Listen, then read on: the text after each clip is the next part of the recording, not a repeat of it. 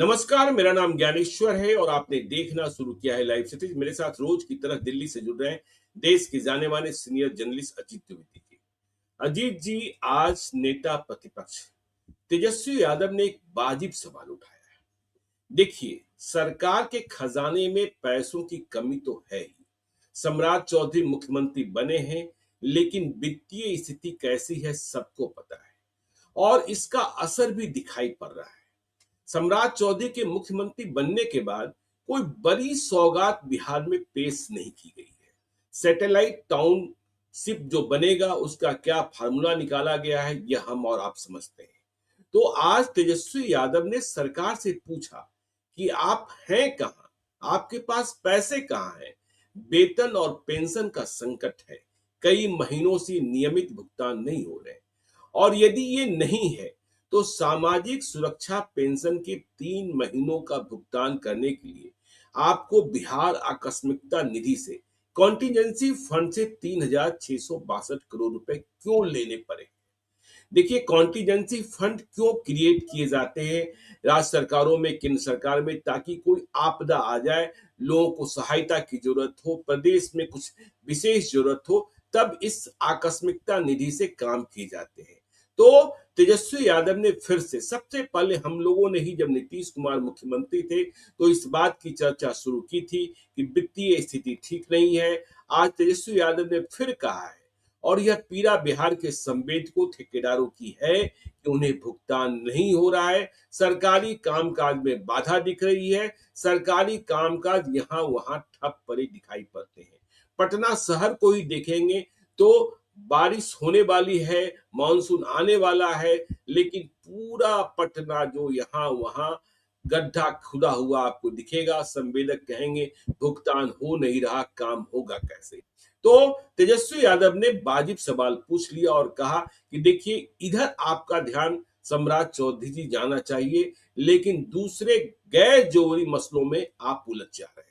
तो पहली बात तो तेजस्वी यादव के सवाल पर जो मुनासिब है उस पर चर्चा करेंगे और दूसरी चर्चा करेंगे कि आज नीतीश कुमार ने आलेख लिखा है हिंदी में और अंग्रेजी में, दैनिक जागरण में और इंडियन एक्सप्रेस में छपा है। मैं जब सुबह में वॉक पर था तो हमें साथ टहलने वाले लोगों ने कहा कि देखिए, आप लोग नीतीश कुमार के बारे में क्या क्या कहते हैं, वह भी कटाक्ष की भाषा में ही कह रहे थे, लेकिन नीतीश कुमार ने तो आज इतना लंबा चौड़ा आलेख लिखा। तो क्या सच में नीतीश कुमार ने लिखा है? यह चर्चा पटना जू में भी हो रही थी। जो नीतीश कुमार, जिनके बारे में यह कहा जाता है याददाश्त कमजोर हो गई है, भूल जाते हैं, मिलते हैं उसी दरमियान भी भूल जाते हैं, तो क्या नीतीश कुमार नरेंद्र मोदी के 12 साल के शासनकाल पर इतना लंबा चौड़ा आलेख लिख सकते हैं? और जो लिखा है, यदि उन्होंने लिखा भी है, देखिए कई बार ऐसा होता है कि जो बड़े लोग होते हैं अपनी भावना व्यक्त कर देते हैं, दूसरे लोग कलम बंद करते हैं और उनके नाम से वह आलेख प्रकाशित होता है। तो भावनाओं की अभिव्यक्ति में भी क्या यह नीतीश कुमार की अभिव्यक्ति है? वे नीतीश कुमार जब महागठबंधन के साथ गए थे तो कहा करते थे, अरे इन लोगों का योगदान क्या है जी, इन लोगों ने किया क्या है जी। और उस आलेख में गुजरात के मुख्यमंत्री के रूप में नरेंद्र मोदी जब गुजरात के मुख्यमंत्री थे तब उनके कामकाज की तारीफ भी नीतीश कुमार ने की है। तो नीतीश कुमार का आलेख 12 साल नरेंद्र मोदी के शासन के पूर्ण होने पर जो आया है वह भी चर्चा का विषय है। इस पर भी चर्चा करेंगे कि नरेंद्र मोदी की तारीफों का जो पुल बांधा है नीतीश कुमार ने, वह जरूरी था या मजबूरी था। तो सबसे पहले अजीत जी, तेजस्वी यादव ने जो सवाल उठाए हैं, जो सम्राट चौधरी से पूछा है, बिहार सरकार से पूछा है, उस पर हम लोग चर्चा करें क्योंकि सवाल तो मुनासिब है। अजीत जी। बिल्कुल ठीक बात है ज्ञानेश्वर जी। बिहार में एक आर्थिक जो बिहार सरकार के ऊपर या बिहार सरकार के फंड पर जो आर्थिक दबाव है उसके बारे में हम लोग लगातार चर्चा करते रहे थे और ये जो सम्राट चौधरी को मिला है ये एक लीगेसी बर्डन है। मतलब ये ऐसा नहीं है कि वो बर्डन अपने साथ लेकर के आए हैं या उनकी वजह से, उनकी किसी पॉलिसी की वजह से एक बर्डन आ गया है। ये लीगेसी बर्डन है जो बिहार के ऊपर लगातार बना हुआ है और चलता आ रहा है। जी। जब महागठबंधन की सरकार थी तब भी ये बर्डन था, जब उसके हुँ, पहले नीतीश कुमार की सरकार थी तब भी ये बर्डन था। ये बिहार के ऊपर ये बर्डन है, और इसलिए है क्योंकि बिहार का अपना जो राजस्व का स्रोत है वो बड़ा सीमित है। अपने स्रोत से बिहार बहुत कम राजस्व पैदा करता है, जी। उत्पादित करता है, और बिहार हुँ, का ज्यादातर, बिहार की निर्भरता केंद्र सरकार से मिलने वाले करों के ऊपर है, जो दो रूप में कर जो हम लोग जानते हैं वो मिलता है, जो सेंट्रल जीएसटी है, और जो इंटीग्रेटेड जीएसटी है उसके मद का पैसा, और जो सेंट्रल टैक्सेज है, इनकम टैक्स वगैरह, उसमें से बिहार का जो हिस्सा मिलता है, जो फाइनेंस कमीशन की रिकमेंडेशंस के आधार पर मिलता है, तो उसी से आता है, निर्भरता उसी से, और उसके ऊपर से ग्रांट आते हैं, हुँ, उनकी निर्भरता है। बिहार का अपना रिसोर्सेज बहुत कम है, और पिछला साल चुनाव का साल था। आप देखिएगा इनवेरिएबली हर चुनावी साल के बाद वाले साल में ये संकट ज्यादा बड़ा होता है, और सिर्फ बिल्कुल। बिहार का नहीं, हर राज्य सरकार का होता है, क्योंकि हर राज्य सरकार और केंद्र सरकार भी चुनाव के समय जो वादे करती है, और जो दिल खोल करके जो खर्च करती है, पैसे लुटाए जाते हैं वोट के लिए, वो कोई नया फेनोमेनन नहीं है, वो हर बार होता है, तो उसका हुँ, बर्डन ट्रांसफर होता है अगले साल के लिए, उसका बर्डन भी आता है। तो वो बर्डन अभी बिहार के ऊपर आ रहा है। जी। इस लिहाज से हम लोग कह सकते हैं कि तेजस्वी यादव ने एक बड़ा जेन्युइन सवाल उठाया है, और मौके पर उठाया है, क्योंकि ये मौका उन्होंने देखा कि जो आकस्मिक फंड है, उस आकस्मिक निधि से बिहार सरकार ने 3,662 करोड़ रुपए निकाले हैं, और हुँ, वो भी जो सामाजिक सुरक्षा के पेंशन है, जी। जिसमें विधवाओं के पेंशन है, दिव्यांगों के पेंशन है, वृद्धों के पेंशन है, जो बढ़ा करके 400 रुपए से 1,100 रुपया प्रति माह किया गया है। हुँ, तो ये एक ऐसा फंड था, एक ऐसी जरूरत थी बिहार में ज्ञानेश्वर जी, जिस जो मतलब किसी को भी शर्म आए सोच करके कि आप किसी अपने यहाँ के बुजुर्ग को 400 रुपया दे रहे हैं, आप बिल्कुल। अपने किसी वृद्ध को 400 रुपया दे रहे हैं। ये हुँ, पेंशन होती है, कोई 400 रुपए की कोई बिसात है आज? हुँ, 1,100 रुपए की भी कोई ऐसी बड़ी रकम 1,100 रुपए भी नहीं है, लेकिन बिहार जैसे प्रदेश में उसको नीतीश कुमार की सरकार ने बढ़ा करके 1,100 रुपया किया था। हुँ, उसी का उसका जो पेंशन है, वो जो सामाजिक सुरक्षा पेंशन है, मई जून और जुलाई का वो पेंशन ट्रांसफर करने के लिए ये 3662 करोड़ रुपए निकाले गए जी। कंटीजेंसी फंड से, आकस्मिक निधि से। हुँ, इसके पहले भी ज्ञानेश्वर जी बिहार ऐसा राज्य है, और भी एक दो राज्य होंगे, लेकिन बिहार ऐसा राज्य है जिसमें आकस्मिक निधि से पैसे निकाले जाते रहे, और बिल्कुल। हमेशा ऐसा जब भी होता है तो सीएजी की तरफ से फ्लैग किया जाता है, सीएजी की तरफ से कहा जाता है कि आप ऐसा मत करिए, ये स्थिति ठीक नहीं है, मतलब ये कोई हुँ, आपात स्थिति नहीं है। जी। तो बिहार सरकार को निकालना पड़ा। आपको याद होगा अभी पिछले ही महीने या इससे पिछले महीने की बात होगी, जब जब रिजर्व बैंक से 12,000 करोड़ रुपए का लोन मांगा था बिहार सरकार हुँ, ने। तो आप कर्ज लेने की स्थिति है, आकस्मिक निधि से पैसा निकालने की स्थिति है, और अभी हमको लग रहा है कि नए फाइनेंशियल ईयर में कोई फंड ट्रांसफर नहीं हुआ है भारत सरकार से, जी। या हुआ हो तो उसकी जानकारी सामने नहीं आई है, क्योंकि आखिरी बार जो हमने चेक किया था वो लास्ट फाइनेंशियल ईयर मतलब जो खत्म हुआ है, उसी हुँ, में आखिरी किस्त 17,000 करोड़ रुपए की भारत सरकार की तरफ से आई थी। तो वो पैसा आना है भारत सरकार की तरफ से, जो पैसे आएंगे तो वो हिस्सा है, मतलब कोई ऐसा नहीं है, ग्रांट तो बाद में है, बिहार हुँ, का जो हिस्सा है करों में वो आएगा।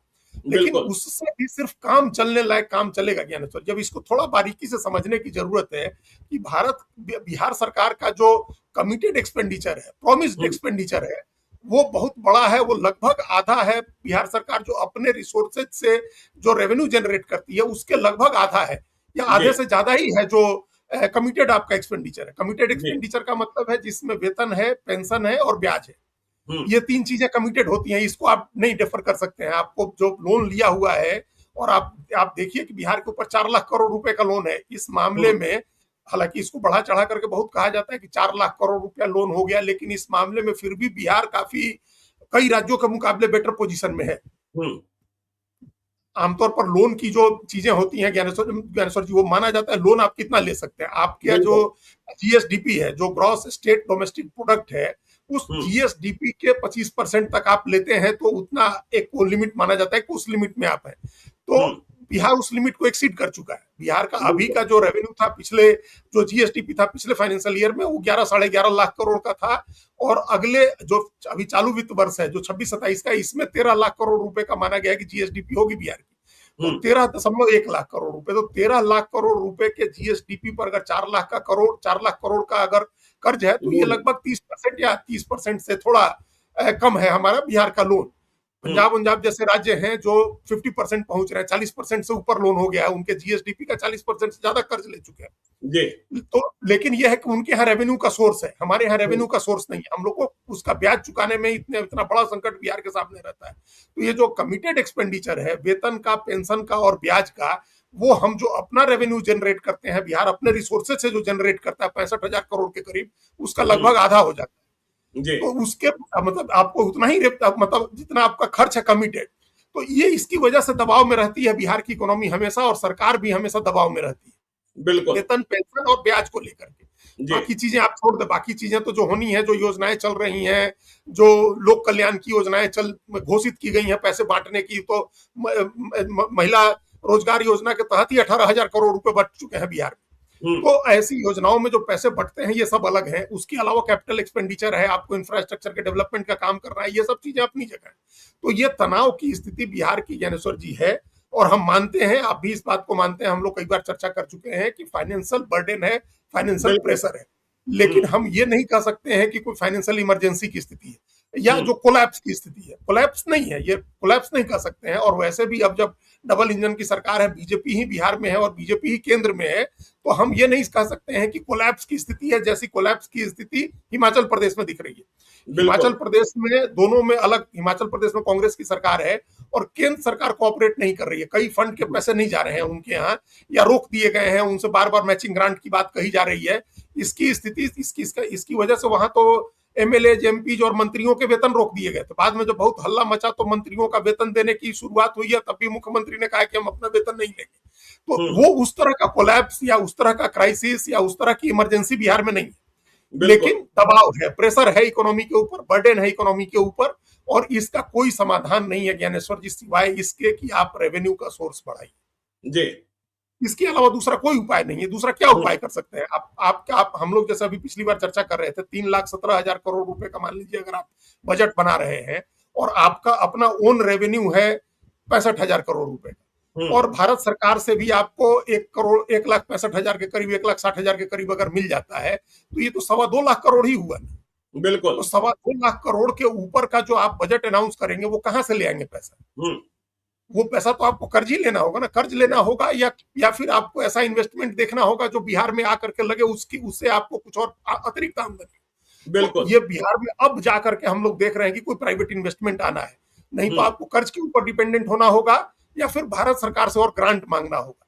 हिस्से का पैसा भारत सरकार से, जो हमने कहा पहले, सेंट्रल जीएसटी और इंटीग्रेटेड जीएसटी, जो हम्म, सीजीएसटी और आईजीएसटी का पैसा है, इनकम टैक्स का पैसा है, दूसरे सेंट्रल टैक्सेज में जो बिहार का हिस्सा है, वो पैसा आपको मिल जाएगा 1,60,000 करोड़ रुपया। और बिल्कुल, अपने टैक्सेस से जो एसजीएसटी है, मतलब स्टेट जी, जीएसटी है, जी, और पेट्रोलियम पर जो टैक्स है, उससे आपको 65,000 करोड़ रुपया मिल जाएगा। मान लीजिए आप उसको बहुत स्ट्रेच करिएगा, कोई दूसरे रेवेन्यू जो आप कहते हैं बार बार कि निबंधन की फीस बढ़ा दीजिएगा, सड़कों पर आप चालान बढ़ा दीजिएगा, तो इस तरह से ओस चाटने से प्यास थोड़े बुझती है, लेकिन आप दो चार बिल्कुल, 5,000 करोड़ और बढ़ा लेंगे, तो जी, 70,000 करोड़ भी कर लेंगे, तब भी तो मतलब 2.25 लाख करोड़, 2,30,000 करोड़ से ज्यादा नहीं हो रहा है।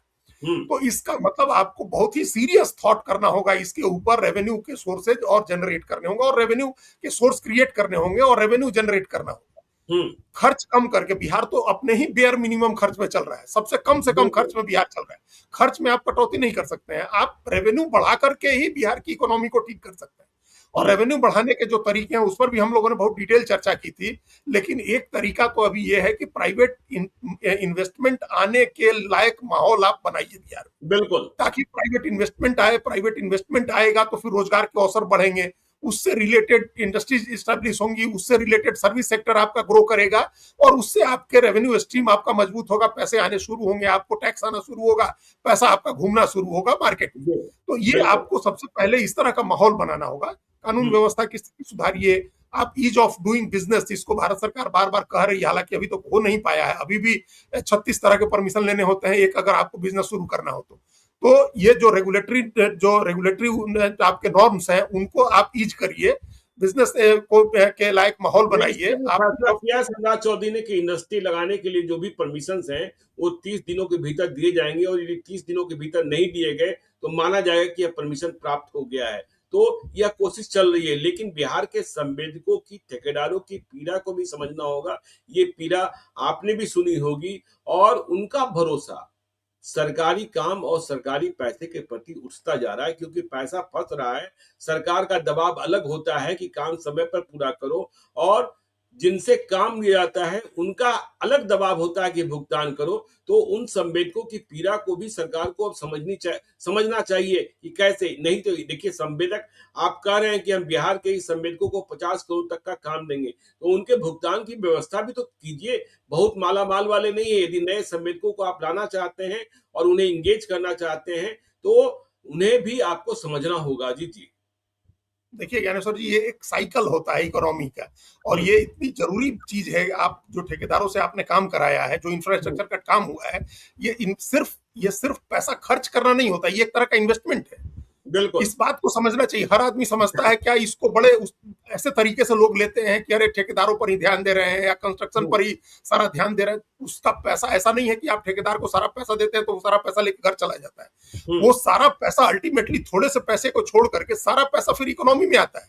बिल्कुल। इस बात को समझना चाहिए। जब आप आज अगर जो काम होने हैं इंफ्रास्ट्रक्चर के, अगर आप उनको पैसा देते हैं, उनका पैसा आपने अगर पैसा रोका हुआ है तो उनका पैसा आगे उनका भुगतान रुका हुआ होगा। वो कहीं से बालू ले रहे हैं, कहीं से सीमेंट ले रहे हैं, कहीं से वो लोहा खरीद रहे हैं, अपने लोगों को जो उनके यहाँ काम कर रहे हैं उनको वेतन दे रहे हैं। ये सब चीजें रुकती हैं, और जब अगर ये फिर रुकी हुई है तो इकोनॉमी भी रुकी हुई है। जब ये साइकिल चलना शुरू होगा तो वो पैसा इकोनॉमी में आएगा, उनके यहाँ काम करने वाले लोगों को वेतन मिलेगा, जो सामान खरीद रहे हैं उसका पैसा भुगतान जाएगा, फिर वो पैसा तो मार्केट में आता है, और फिर मार्केट में आएगा तो इकोनॉमी चलेगी, और उन पर बिहार सरकार को और भारत सरकार को जो टैक्स मिलेगा वो टैक्स की आमदनी भी बढ़ेगी। तो ऐसा नहीं है कि आपने उसको ये सिर्फ उन्हीं का पैसा होता है, ये अल्टीमेटली वो पैसा इकोनॉमी में आता है। ऐसा एक ऐसी धारणा बन गई है कि लोग इसमें हमेशा गड़बड़ी खोजने लगते हैं कि ठेकेदार को पेमेंट किया गया या कोई खरीद में पेमेंट किया गया तो इसमें गड़बड़ी ही होगी। गड़बड़ी नहीं होनी चाहिए है, होती भी है, लेकिन ये पैसा अल्टीमेटली इकोनॉमी में आता है। इस पर ध्यान देना चाहिए कि जो किस लिए आज हम लोग हमेशा क्या भारत सरकार के बारे में कहते हैं ज्ञानेश्वर जी, भारत में कोई थोड़े बाहर से फंड आ रहा है। भारत सरकार अपना कैपिटल एक्सपेंडिचर करके इकोनॉमी चला रही है। हम लोग का तो कंजम्पशन बेस्ड इकोनॉमी है ना, भारत की तो पूरी इकोनॉमी कंजम्पशन बेस्ड है। हम लोग बेच के बाहर बेच करके पैसा नहीं कमाते हैं। हम लोग बाहर अगर 30 रुपए का सामान बेचते हैं तो 70 रुपए का सामान बाहर से खरीदते हैं। हमारा ट्रेड हमेशा डेफिसिट में रहता है भारत का, दुनिया के दूसरे देशों के मुकाबले। अमेरिका और चाइना या यूरोप की तरह हमारा ट्रेड सरप्लस कंट्री नहीं है, कंजम्पशन बेस्ड इकोनॉमी है। तो कंजम्पशन बढ़ेगा तो इकोनॉमी चलेगी, उसके हिसाब से पैसे आएंगे मार्केट में, उसी हिसाब से टैक्स आएगा सरकार के खाते में।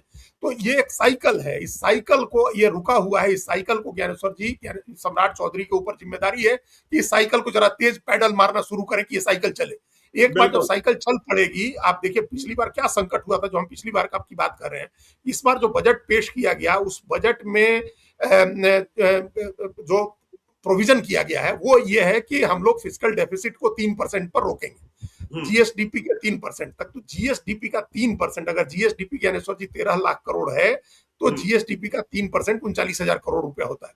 तो ये कहा गया है कि हम अपना डेफिसिट जो है, घाटा जो है, वित्तीय घाटा, उसको हम 39,000 करोड़ रुपए तक, मतलब 3% पर रोकेंगे।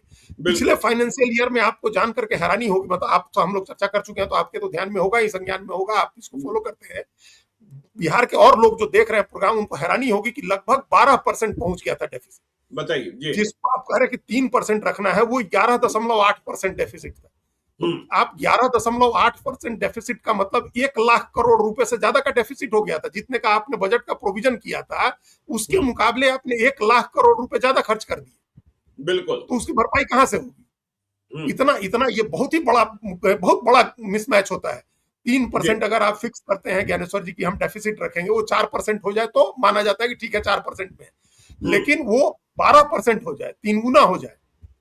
ये पिछली बार, ये 25-26 की इकोनॉमी में बिहार का जो वित्तीय घाटा था वो 11.8% था, 1 लाख करोड़ रुपए से ज्यादा का। तो वो एक वही हमने कहा कि लीगेसी बर्डन है। तो इस बर्डन को आप उतारिए, तेज पैडल मारिए। ट्रेड आपने जो डेफिसिट जो आपने फिक्स किया है 3%, कोशिश करिए कि उससे आगे न बढ़े, वो डेफिसिट नहीं बढ़े। गैर जरूरी खर्चे में जहां कटौती करनी है वहां करिए। सिर्फ दिखावे के लिए नहीं हो कि मोदी जी ने कह दिया कि तेल बचाना है तो 2-4 दिन आप लोग जो है पैदल चले या साइकिल से चले या मोटरसाइकिल से चले या काफिला कम कर दिया। ये 2-4 दिन के लिए नहीं, इसको जीवन में ले आना होगा, इसको जीवन में उतारना होगा। बिहार जैसे स्टेट में ज्ञानेश्वर जी, प्रधानमंत्री की बात को ही मान करके आप करिए, हमारी आपकी राय न माने लोग, तब भी जो ये सब चीजें है ना, जो गैर जरूरी खर्चे हैं उन खर्चों में कटौती करिए। 22-22 गाड़ियों का काफिला क्यों चलेगा किसी मंत्री या उप मुख्यमंत्री या प्रधानमंत्री के साथ? आप ये बिल्कुल। मुख्यमंत्री और उप मुख्यमंत्री और किसी मंत्री के साथ इसको कम करिए। जी। सिक्योरिटी के लिए जितना जरूरी है उतना करिए। अगर तेजस्वी यादव और लालू यादव और राबड़ी देवी की सुरक्षा कम की गई है तो बाकी लोगों की भी सुरक्षा कम करिए, उसमें कटौती करिए, रेवेन्यू बचाइए। हम्म। अभी बहुत जरूरी है बिहार के लिए। जो डेफिसिट पिछली बार का हुआ है और अभी भी 3% का डेफिसिट का मतलब ज्ञानेश्वर जी 40,000 करोड़ रुपया बिहार जैसे राज्य के लिए बहुत बड़ी रकम होती है। बिल्कुल। आप इस पर ध्यान करिए। कुछ कॉस्ट जहां कम कर सकते हैं उसको करिए, रेवेन्यू के सोर्स जनरेट करिए, रेवेन्यू बढ़ाइए बिहार का। और हम लोग अब बार बार कहते कहते थक गए हैं, लेकिन अब जब तक नीतीश जी की पार्टी साथ में सत्ता में रहेगी और नीतीश जी मॉनिटर करते रहेंगे तब तक शराबबंदी तो हटनी नहीं। नहीं आप हटनी। अगर खाली वो हटाइए तो 10-20 हजार करोड़ रुपए का रेवेन्यू आएगा। और 10-20 बिल्कुल। हजार करोड़ का रेवेन्यू का मामला नहीं है, उसके साथ साथ उस पर जो डिपेंडेंट जो इंडस्ट्रीज हैं, जो इंस्टीट्यूशनल जो काम होते हैं वो सब भी तेज होंगे। इकोनॉमिक एक्टिविटी में तेजी आती है, आपका टूरिज्म इंडस्ट्री, हॉस्पिटलिटी इंडस्ट्री पूरी चलती है, हम्म। लेकिन वो नहीं करेंगे। तो उसकी भरपाई करने का कुछ दूसरा उपाय करिए। और इस मामले में अभी तत्काल जो हम बार बार कहते हैं ज्ञानेश्वर जी, मुख्यमंत्री को, सभी मंत्रियों को दिल्ली में डेरा डालना चाहिए। बिल्कुल। मंत्रियों के पास जाना चाहिए, उनसे योजनाएं लेकर के जाइए, उनसे पैसा मांगिए, उनसे बिहार में ले जाइए, निवेश करवाइए पैसा। किसी भी मिनिस्ट्री का, हर मिनिस्ट्री के पास स्कीम है जिसका पैसा आप बिहार ले जा सकते हैं, हम्म। आप वो ले जाइए।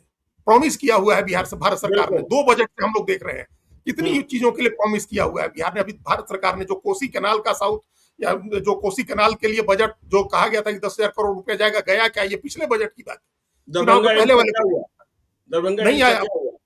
हाँ, दरभंगा एम्स का क्या हुआ, मखाना बोर्ड का क्या हुआ? तो ये जी। तमाम चीजें हैं जिसमें ले जाइए पैसा आकर के। जो बिल्कुल। हमारे यहाँ के जो मिनिस्टर हैं वो अपने मिनिस्ट्री की योजनाएं ले जाएं पैसे के कम। और हम बार बार उस दिन भी हमने कहा था कि अनसर जी आपके साथ साथ, साथ बातचीत में कि हर व्यक्ति सोचे ना कि अपना एक ड्रीम पूरा करना है। बिल्कुल। एक समय बिल्कुल। हम फिर दोहरा रहे हैं, लेकिन नेहरू जी ने कहा था कि उनके 4 सपने थे, उसमें श्री बाबू ने कहा कि एक सपना हम पूरा करेंगे। वो हम्म। एचईसी का था, हेवी इंडस्ट्रीज का सपना जो था, वो लेकर के जो उन्होंने कहा श्री बाबू ने कि हम अपने यहाँ करेंगे, तो पूरा रांची में करें, लगा। बिल्कुल। तो वो एक सपना हर मंत्री देखे कि हम एक सपना हमको करना है पूरा। जी। चाहे कितनी भी छोटी मिनिस्ट्री हो ज्ञानेश्वर जी, भारत सरकार की मिनिस्ट्री बहुत बड़ी होती है, 140 हम्म। करोड़ लोग, उसका मंत्री अगर एक सपना अपना पूरा करना चाहता है बिहार में तो वो कायाकल्प कर सकता है। ये बिल्कुल। हर आदमी को करना चाहिए, तभी नहीं तो हर बार हम लोग देखते रहेंगे। अभी देखिए एक कंटीजेंसी आई है, आगे दूसरी आएगी, तीसरी आएगी। अभी तो सारी चीजें ठीक चल रही है ज्ञानेश्वर जी, संकट आने वाला है, हम्म। दस्तक दे रहा है संकट दरवाजे पर। होर्मुज की खाड़ी अगर नहीं खुलती है, तेल गैस आना नहीं शुरू होता है, सस्ता तेल गैस हम लोग अब अमेरिका से सबसे ज्यादा और वेनेजुएला से खरीद रहे हैं, जिसका कॉस्ट इतना ज्यादा है। यहाँ जहां से 3 दिन में 4 दिन में हमारे यहाँ तेल आता था, वहां से 32 दिन में टैंकर आ रहे हैं, 32 दिन में जहाज आ रहा है। तो कॉस्ट बताइए। बढ़ रहा है, ये एक हम्म। संकट है अलग। मानसून खराब है, सुपर अल नीनो की चेतावनी है, बारिश कम होगी। पिछली बार 108% बारिश हुई थी, इस बार 90% बारिश की बात है। हम्म। आज ही हम देख रहे थे ज्ञानेश्वर जी एक रिपोर्ट की, पिछले साल भारत सरकार का जो उर्वरक सब्सिडी थी वो 1,70,000 करोड़ की थी, जो इस बार दुगनी हो जाएगी, 3,40,000 करोड़ की हो जाएगी, बताइए क्योंकि कहाँ से? यूरिया की कीमत मार्केट में दोगुनी हो गई है। तो हम्म। अब संकट आने वाला, उसके लिए भी तैयारी करनी है हम लोगों को। तो नहीं तो रोज हम लोग इसी कंटीजेंसी पर बात करते रहेंगे, हरदम आकस्मिकता ही आई रहेगी। बिहार बिल्कुल। सरकार अगर रेवेन्यू जनरेट करने के सोर्स नहीं बढ़ाती है, रेवेन्यू कलेक्शन नहीं बढ़ता है, भारत सरकार से अपने हिस्से का और उस हिस्से के अलावा कुछ ग्रांट आप नहीं लेते हैं, मंत्री जाकर के वहां से दूसरी योजनाओं के पैसे नहीं ले आते हैं, तो ये संकट समाप्त नहीं होगा। इसी तरह से घसीट घसीट के बिहार चलता रहेगा, कर्ज लेंगे और उसी पर चलेंगे। तो ये संकट समाप्त नहीं होगा। तो देखिए, तेजस्वी यादव ने जो सवाल उठाए हैं वो मुनासिब हैं, सम्राट चौधरी को सोचना होगा। अब चलिए, नीतीश कुमार ने आज लंबा चौड़ा आलेख लिख दिया। अजीत जी, सभी लोग आश्चर्य कर रहे हैं। नीतीश कुमार इतने सक्रिय हैं, इतने चेतनशील हैं और इतने जागृत हैं कि नरेंद्र मोदी के शासन के 12 वर्ष पूरा होने पर उन्होंने पूरा लेखा जोखा ही सामने रख दिया, हिंदी में भी अंग्रेजी में भी। लोग अवाक थे। लोग कहते हैं कि नीतीश कुमार भूल जा रहे हैं, राजनीतिक पारी नहीं खेल सकते हैं। जब इतने ही जागृत हैं तो उन्हें मुख्यमंत्री पद से हटना क्यों पड़ा? हाँ? यह बड़ा सवाल है। हाँ, यह बड़ा सवाल है। तो नीतीश कुमार ने इतनी तारीफ की है मोदी की कि पूछिए मत। आपने भी आलेख पढ़ा, हमने भी पढ़ा और बिहार के अन्य लोगों ने भी पढ़ा है, दिल्ली में भी पढ़ा गया है, क्योंकि इंडियन एक्सप्रेस में भी वह आलेख छपा है अंग्रेजी भाषा में। तो नीतीश कुमार का आलेख और मोदी को बधाई, राजस्थान के मुख्यमंत्री के रूप में भी। यह क्या गुजरात है जी? यह क्या है? देखिए, हमको तो इसमें इसके दो पहलू है। हमको तो बड़ी हैरानी हुई जब हमने अखबार में देखा, हमने कहा कि नितिन नवीन ने भी लेख लिखा है, तो जी। बात समझ में आती है कि नितिन नवीन भारतीय जनता पार्टी के राष्ट्रीय राष्ट्रीय अध्यक्ष हैं अध्यक्ष। और उनकी पार्टी की सरकार ने 12 साल पूरे किए हुए हैं। नरेंद्र मोदी के 4,399 दिन पूरे हुए हैं बतौर इलेक्टेड प्राइम मिनिस्टर। जी। तो एक बड़ा मौका है कि भाई उन्होंने, नेहरू जी 52 में चुने गए थे और 27 मई 64 तक, अपने निधन के दिन तक प्रधानमंत्री थे, तो 4398 दिन होता था। हालांकि उसके पहले का भी 5 साल था, तो ज्ञानेश्वर जी वो निर्वाचित ही था। तो ऐसा नहीं था कि बिना निर्वाचित हुए। एक संविधान सभा जो थी, जो संविधान, जिसने संविधान बनाया, वो निर्वाचित संविधान सभा थी। उसी संविधान सभा को अंतरिम संसद मान लिया गया था, जो 1952 तक काम करती रही थी। तो उस समय भी 5 साल नेहरू जी निर्वाचित ही प्रधानमंत्री थे। लेकिन हम मान ले टेक्निकली कि 52 से 64, 27 मई 64 तक, तो 4348 दिन का रिकॉर्ड भी टूटा है। तो बीजेपी के नेता लेख लिखे, तारीफ करें, पीयूष गोयल लिख रहे हैं या नितिन नवीन लिख रहे हैं या दूसरे मंत्री लिख रहे हैं, तो अच्छी बात है कि वो लिख रहे हैं, अपने प्रधानमंत्री की तारीफ कर रहे हैं।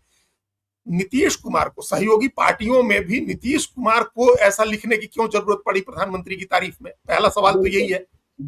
देखिए, हम सब लोग जानते हैं कि दोनों के बीच में अलायंस था। बीजेपी के साथ बहुत अच्छे संबंध थे नीतीश कुमार के, लेकिन अटल बिहारी वाजपेयी वाली बीजेपी के। जी, और वो बार बार अपने भाषण में कहते थे कि ये वो बीजेपी नहीं है जो अटल बिहारी वाजपेयी वाली बीजेपी। बिल्कुल। अटल बिहारी वाजपेयी और अरुण जेटली वाली बीजेपी से उनके अच्छे संबंध थे। इस बीजेपी से, हाँ, आडवाणी वाली बीजेपी से, इस बीजेपी से तो उनके संबंध बल्कि खराब थे। तो इस बीजेपी के सरकार के पर वो की इतनी तारीफ लिख रहे हैं, इसकी क्या जरूरत आन पड़ी? नीतीश कुमार नहीं भी लिखते तो कोई ऐसी बात तो थी नहीं कि गठबंधन खराब हो रहा था या सरकार गिर रही थी या मोदी जी बड़े नहीं होते अगर नीतीश कुमार नहीं लिखते तो। बिल्कुल, ये एक तो लिखने की क्या आवश्यकता थी? एक बड़ा सैद्धांतिक सवाल है, एक वैचारिक सवाल है, क्योंकि नीतीश कुमार की पॉलिटिक्स उस तरह की नहीं रही है जिस तरह की पॉलिटिक्स हम लोग आज सेंटर में देख रहे हैं। तो ये पॉलिटिक्स उनकी नहीं रही है। गुजरात के मुख्यमंत्री थे जब नरेंद्र मोदी, तब नीतीश कुमार के कैसे संबंध थे कि एक विज्ञापन छप गया था तो उन्होंने बीजेपी के लोगों का भोज कैंसिल कर दिया था। बिल्कुल। मुख्यमंत्री के नाते नरेंद्र मोदी ने कोसी की बाढ़ के समय पैसा भेजा था तो नीतीश कुमार ने पैसा लौटा दिया। जी। और अब नीतीश कुमार उनके मुख्यमंत्री कार्यकाल की भी तारीफ कर रहे हैं और प्रधानमंत्री के कार्यकाल की तारीफ कर ही रहे हैं। तो ये निश्चित रूप से, अब इसका दूसरा पहला पक्ष तो यही था कि इसकी जरूरत क्या थी। हमको लग रहा है कि इसकी कोई जरूरत नहीं थी। और चूंकि हम आप ऐसे पत्रकारों में हैं जो सबसे बारीकी से हम लोगों ने नीतीश कुमार को फॉलो किया है, उनकी 35 साल की जर्नी को, कम से कम 35 साल की जर्नी को जरूरी फॉलो किया है। 1990 के 89 के बाद से राजनीति को, उनके 85 वाला हमको ध्यान नहीं है उतना, हालांकि तब भी हम लोग सक्रिय हो गए थे राजनीति में, लेकिन 89 से लेकर के अभी तक की राजनीति को बहुत बारीकी से फॉलो किया है। नीतीश कुमार उस मिजाज के व्यक्ति नहीं है कि वो लिख करके किसी की भी तारीफ कर। नीतीश कुमार किसी की तारीफ नहीं करते, ये आपको पता ही होगा, आप जानते हैं कि वो किसी की तारीफ नहीं करते हैं। हर व्यक्ति के काम में खामी निकलवा लीजिए, नीतीश कुमार के पास बैठिए तो सबकी खामी निकालेंगे। नीतीश कुमार सिर्फ अपने काम को पसंद करते थे, अपने काम की तारीफ करते थे, दूसरे किसी के काम की तारीफ नहीं करते थे नीतीश। तो उन्होंने इस मुकाम पर आकर के, उम्र के, स्वास्थ्य के इस स्थिति में आकर के वो लेख लिख रहे हैं नरेंद्र मोदी की तारीफ में। बताइए, तो इसकी कोई जरूरत नहीं। ये उनके मिजाज के विपरीत है, उनकी सोच के विपरीत है, उनका जो सैद्धांतिक वैचारिक स्टैंड रहा है उसके भी विपरीत है। और लेख ऐसा, ज्ञानेश्वर जी, ऐसा है जैसे उसमें कोई इंटेलेक्चुअल वो नहीं है, डेप्थ नहीं है उस आर्टिकल में। इंडियन एक्सप्रेस का आर्टिकल हो या दैनिक जागरण का, कोई इंटेलेक्चुअल, कोई सैद्धांतिक आधार लेकर के, कोई समाजवाद के बारे में, कोई समाजवादी अर्थव्यवस्था के बारे में, या देश में अभी जो राजनीति चल रही है उसको लेकर के नहीं है वो आर्टिकल। वो विशुद्ध रूप से नरेंद्र मोदी की तारीफ का आर्टिकल। जैसे आप इस तरह के उसमें आंकड़े दे करके और उनके काम गिना गिना कर कैसे तारीफ किया गया, जैसे 8वीं 9वीं के क्लास के बच्चे को आप कहें कि गाय पर लेख लिखिए तो वो लेख लिखे कि गाय एक चौपाया जानवर है जिसके 4 पैर होते हैं, एक पूंछ होती है, 2 सींग होता है, इस तरह कई रंग की होती है गाय, दूध देती है, गोबर देती है, इस टाइप का। उन्होंने ये किया, इतने लोगों को उन्होंने जनधन खाते खुलवा दिए, तो इतने लोगों को गरीबी रेखा से बाहर निकाल दिया, शौचालय बनवा दीजिए। भाई नीतीश कुमार किस बात के लिए लिखेंगे कि भाई प्रधानमंत्री ने ऐसा कर दिया? बताइए, बिल्कुल सही बात है जी। कोई जरूरत नहीं थी, मतलब इस लेख की कोई जरूरत नहीं थी। तो अब हम इसके आगे क्या कमेंट करें हम, कि कुछ आसपास के लोग होंगे जिनको बीजेपी के साथ कुछ ज्यादा प्रेम होगा, तो उन्होंने, ऐसे बहुत सारे लोग हैं ज्ञानेश्वर जी जिन्होंने नीतीश कुमार की प्रतिष्ठा को दांव पर लगाया। हम लोग बार बार कहते हैं, लिखा भी होगा क्या? नीतीश कुमार ने लिखा भी होगा? नहीं, एक शब्द नहीं, एक लाइन नहीं जी, एक शब्द नहीं, एक लाइन नहीं। और आपने जो कहा ना कि ये बहुत सही बात कही कि बहुत सारे लोग जो होते हैं, हमने भी कई लोगों के लिए लिखा है कि उनसे बातचीत करके और वो लेख लिख दीजिए। तो कई लोग ऐसे होते थे जो सीधे बातचीत कर लीजिए और बातचीत करने के बाद वो आप लिख दीजिए, लिख के भेज दीजिए, छप जाएगा। वो नहीं देखते थे। कुछ लोग इतने मेटिकुलस थे कि वो लोग बातचीत करते थे और आप लिखेंगे तो आपका लिखा हुआ देखते थे, मंजूर करते थे, तब छपने जाता था। नीतीश तो कुमार ये भी ऐसे बहुत लोगों में थे। नीतीश कुमार तो प्रेस हाँ, विज्ञप्ति देते थे भाई। हाँ, देखते थे, वही वही कह रहे हैं कि जी, नीतीश कुमार ऐसे लोगों में थे। लेकिन जी। अब नीतीश कुमार कुछ भी लिखने, बोलने, देखने की स्थिति में नहीं है। भाई जब हुँ, उनके बेटे का इतना बड़ा करियर शुरू हो रहा था, एमएलसी का नॉमिनेशन कर रहे थे, वहां नहीं गए नीतीश कुमार। हुँ, आपने ठीक सवाल पूछा कि जब इतने ही चैतन्य थे तो उनको मुख्यमंत्री पद से क्यों हटना पड़ा? बिल्कुल, तो ये नहीं हटना पड़ता। तो ये एक पहलू उनका उनके उसका था कि उसकी कोई जरूरत नहीं। फिर भी बिल्कुल, बिल्कुल। वो लिखवाया गया। तो अब इस वही मकसद यही है कि बीजेपी के साथ आप एक जो बहुत ज्यादा नजदीकी दिखाने की या बहुत सीमेंटेड संबंध दिखाने की कोशिश के तहत ये किया गया है। जी, और दूसरी बात, प्रधानमंत्री नरेंद्र मोदी को खुश करने की कोशिश इसमें दिख रही है, हुँ, जेडीयू के तरफ से, as a combined whole JDU की तरफ से, बिल्कुल, कि नीतीश बिल्कुल। कुमार खुश हो जाए इस बात से। देखिए, नीतीश कुमार, दुनिया का कोई भी व्यक्ति तारीफ कर दे, उस तारीफ से उतने खुश नहीं होंगे जितने नीतीश कुमार की तारीफ से खुश। निश्चित तौर पर, बिल्कुल। वो देखते रहे, उन्होंने देखा हुआ है, नीतीश कुमार की राजनीति देखी हुई है उन्होंने। और नीतीश कुमार एक समय प्रधानमंत्री पद के दावेदार थे, सचमुच बिल्कुल, वास्तविक अर्थों में दावेदार थे, और ये माना जा रहा था कि वो चुनौती दे सकते हैं। और हम सब लोग कई बार चर्चा कर चुके हैं। जो इंडिया ब्लॉक तो खड़ा हुआ, हाँ, वो इंडिया ब्लॉक जो खड़ा हुआ, वो नीतीश कुमार के बगैर नहीं खड़ा हो सकता था। वो नीतीश बिल्कुल, कुमार ने खड़ा किया। बीजेपी को जो जी, झटका लगा, बीजेपी 240 सीट पर आई, वो हुँ, नीतीश कुमार की वजह से आई। तो अगर वह नीतीश कुमार, मान लीजिए कि 1000, 2000, 10 लाख, 5 लाख लोग या बिहार के लोग जानते हैं कि नीतीश कुमार किस स्थिति में है, लेकिन पूरा देश जानेगा ना कि नीतीश कुमार ने नरेंद्र बिल्कुल, मोदी की तारीफ में आर्टिकल लिखा है। तो बिल्कुल, ये बिल्कुल, नीतीश, ये तारीफ नरेंद्र मोदी को अच्छी लगी होगी, और उनको खुश करने के लिए भी जेडीयू की तरफ से कंबाइंड एफर्ट हम लोग मान सकते हैं, जिसकी कोई जरूरत नहीं थी। नीतीश कुमार के लिए ये थोड़ा उनको डिग्रेड करने वाली बात होगी। बिल्कुल। तो चलिए देखिए, डिग्रेड करने वाली बात होगी तो आज बिहार के जो मुद्दे हैं उन पर हम लोगों ने चर्चा कर ली। आप देखते रहिए लाइव सिटीज़ को। यदि अब तक आपने हमारे यूट्यूब चैनल लाइव सिटी को सब्सक्राइब नहीं किया है तो ज़रूर कर लीजिएगा, और यदि इस वीडियो को आप फेसबुक पेज के माध्यम से पेज को लाइक कीजिएगा। हैंडल एक्स पर भी हमें फॉलो कीजिए। धन्यवाद।